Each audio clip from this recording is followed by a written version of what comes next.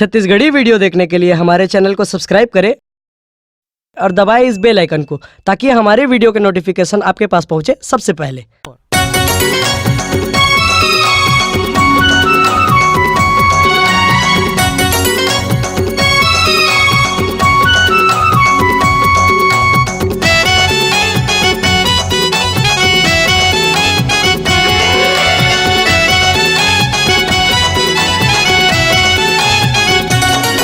मैं दीवाना मैं दीवाना मैं दीवाना मैं दीवाना तोरे माया के फांदा में फंस के मैं हो गे दीवाना। वो तोरे माया के फांदा में फंस के मैं दीवाना हो गे। वो मैं दीवानी मैं दीवानी मैं दीवानी मैं दीवानी तोरे पीरत के फांदा में फंस के मैं दीवानी हो गयूंगा। तोरे पीरत के फांदा में फंस के मैं दीवानी हो गयूंगा।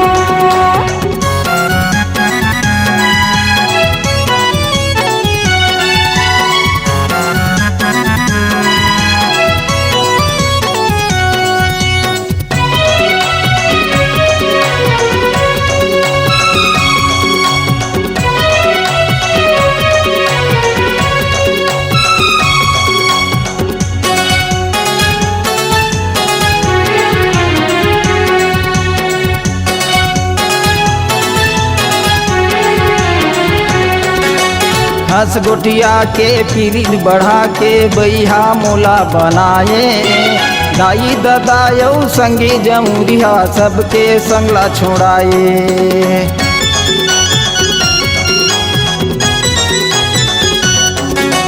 हंस गोटिया के माया बढ़ा के बैहा मोला बनाए।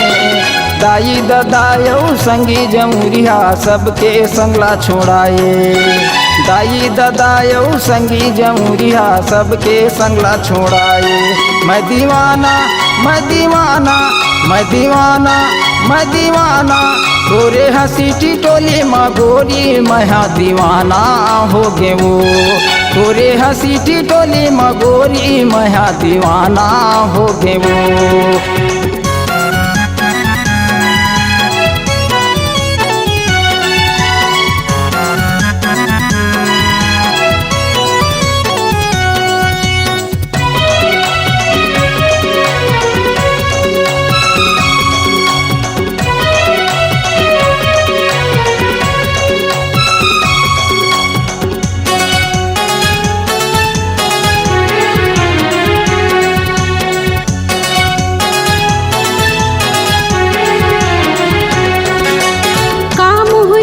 खवाएगा राजा रात के निदिया उड़ा गे। मोरन तस्माऊ नस नस माया हथोर समागे।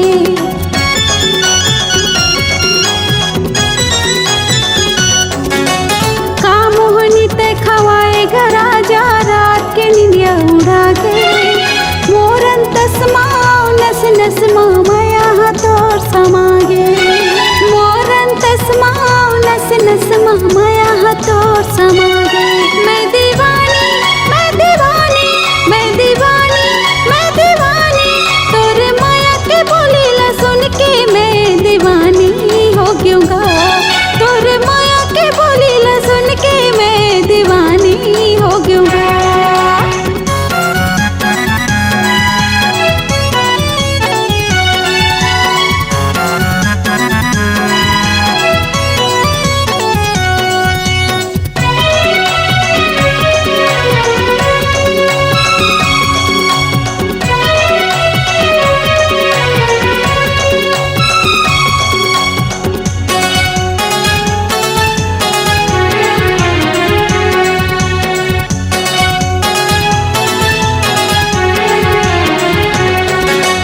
जियत मरत ले संग नहीं छोड़ाऊं कर ले गोरी भरोसा।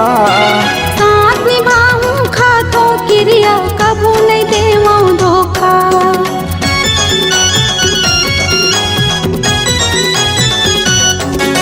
जियत मरत ले संग नहीं छोड़ाऊं कर ले गोरी भरोसा।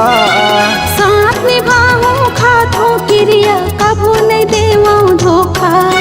साथ निभाऊं खातों क्रिया कबू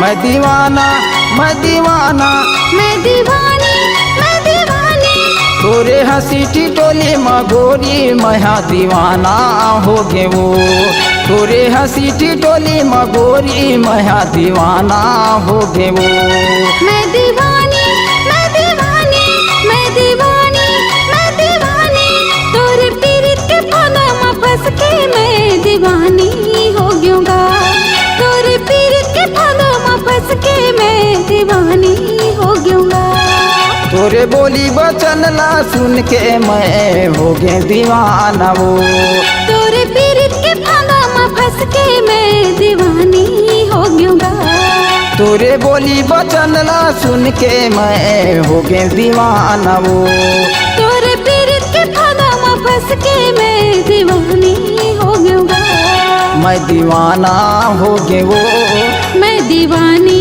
हो गयूंगा मैं दीवाना हो गे वो मैं दीवानी हो गयूंगा मैं दीवाना हो गे वो मैं दीवानी हो गयूंगा मैं दीवाना हो गे वो मैं दीवाना हो गयूंगा।